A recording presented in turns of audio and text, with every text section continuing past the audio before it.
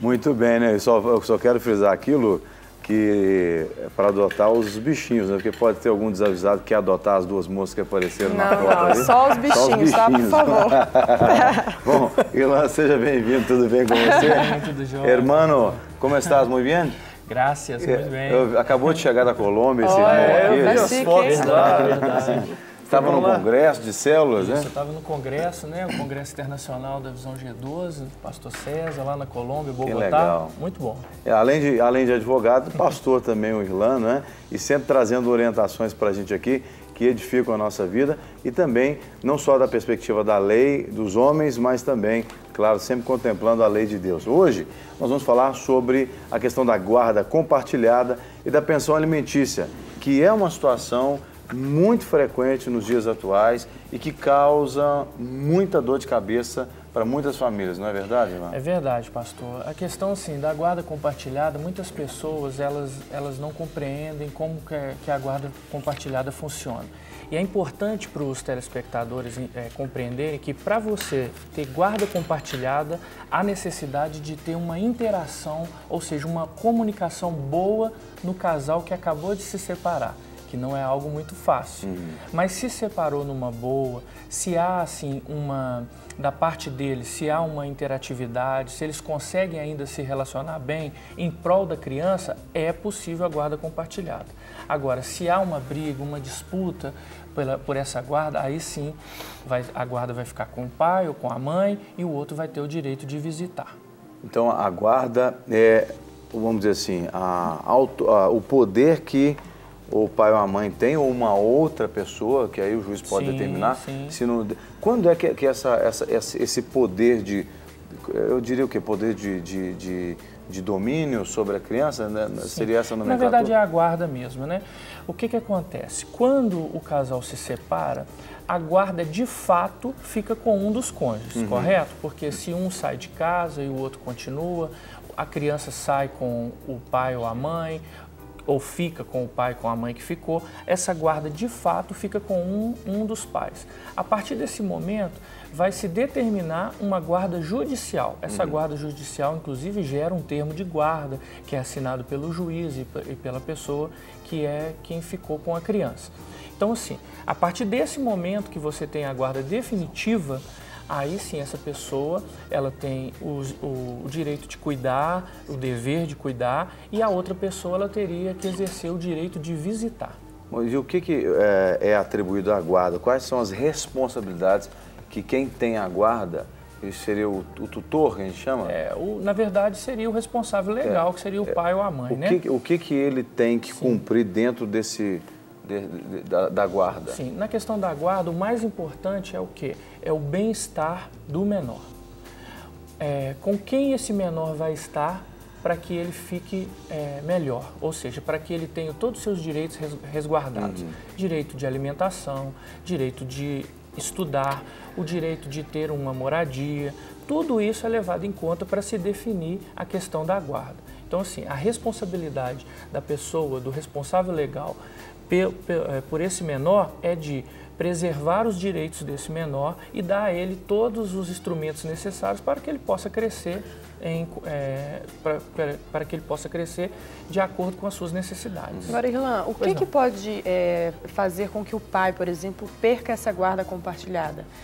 Quais infrações ou aquilo que ele faça que dá direito, né, à mãe requerer essa guarda? Não, agora você não vai ter mais essa guarda compartilhada. Sim, vamos imaginar que o casal se separou e foi definido guarda compartilhada, né? Então, o que é a guarda compartilhada? É que mesmo separados, os cônjuges, eles continuam, mesmo separados, eles continuam assim, determinando como vai ser o dia a dia do menor, ou seja, escola, cursos extra.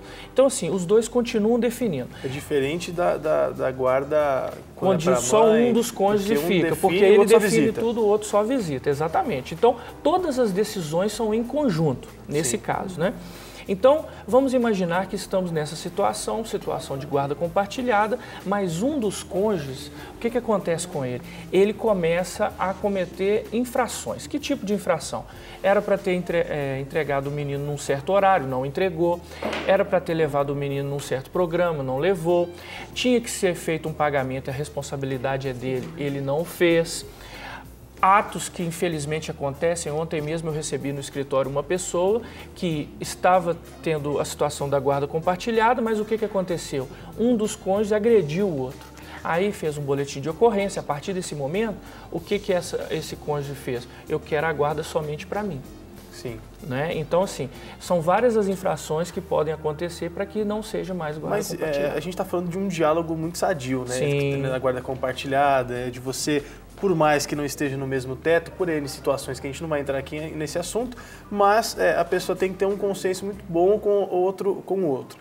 Aí digamos que um discorde do outro em algum aspecto. Como Sim. que isso é regulamentado, vamos dizer assim? Porque não tem ninguém para fiscalizar isso. Como que funciona, Irlan? Sim, na verdade, toda e qualquer discussão onde não se chega num bom termo, a única saída é que o juiz decida.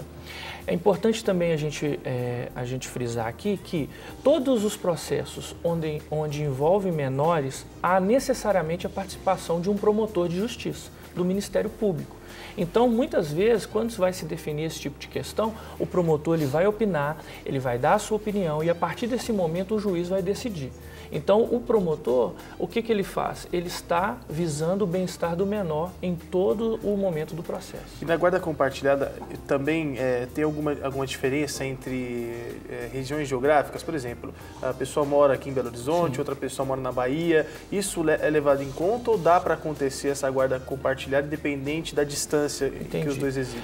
Olha, se já forem em cidades diferentes já fica complicado. Por quê? Porque na guarda compartilhada, por exemplo, o menor ele não tem um lar definitivo. Ele pode estar hoje na casa do pai, amanhã na casa da mãe e estando no mesmo colégio e tudo. Se forem cidades diferentes já começa a ficar um pouco difícil. Nesse tipo de situação, normalmente se tem a guarda para um dos cônjuges. Sim. E o outro cônjuge exerce o direito de visitar ou então esse menor vai até ele em determinadas circunstâncias. E por exemplo, o indivíduo também pode abrir mão do direito da guarda compartilhada se ele quiser também, né? Porque às vezes, vamos dizer que uma situação hipotética de um casal onde as crianças estão em guarda compartilhada com a mãe e com o pai. Certo. E aí a mãe ora está com os filhos, ora o pai está. E aí de repente o pai trabalha e não consegue ter essas crianças ali, ele decide abrir mão da guarda.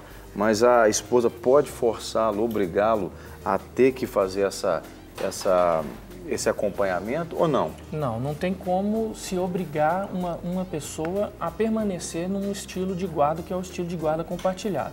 Porém, os dois cônjuges têm responsabilidades em relação aos filhos. Uhum. Os filhos eles têm o direito de conviver com os pais. Então acontece muito, por exemplo, por causa da briga entre o casal, de você abandonar os filhos, de você não visitar os filhos por algum motivo. Isso, inclusive, na jurisprudência atual, existem casos de indenizações por danos morais pelo fato do abandono, né? É o abandono que se dá, o abandono imaterial, ou seja, o abandono onde o pai ou a mãe deixa de conviver com o filho, e isso causa consequências drásticas. Sim. Não é? Na criação, na educação, na formação da personalidade dessa criança. Então é muito importante que quando se separa, se isso acontecer, que se preserve os filhos.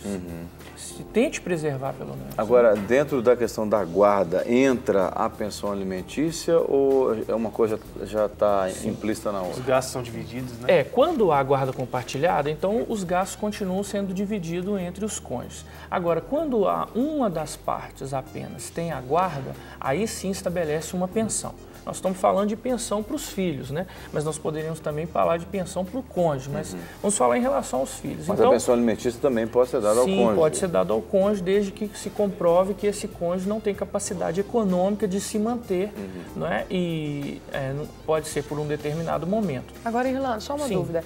Em alguma situação, pode ser que a mãe, ao invés da mãe pedir para o pai a pensão, seja o inverso, o pai peça para a mãe a pensão alimentícia? Sim, Luciana, e interessante que no mundo atual, se a gente fosse falar talvez de 20 anos atrás, essa hipótese seria assim, remotíssima. Uma aberração, né? É uma aberração. Mas no mundo atual nós vemos mulheres, e graças a Deus por isso, que estão crescendo na sua vida profissional e tem casais onde a mulher ganha o dobro, o triplo do marido. E aí, de repente, esse marido, vamos imaginar, fica desempregado e aí vem uma separação.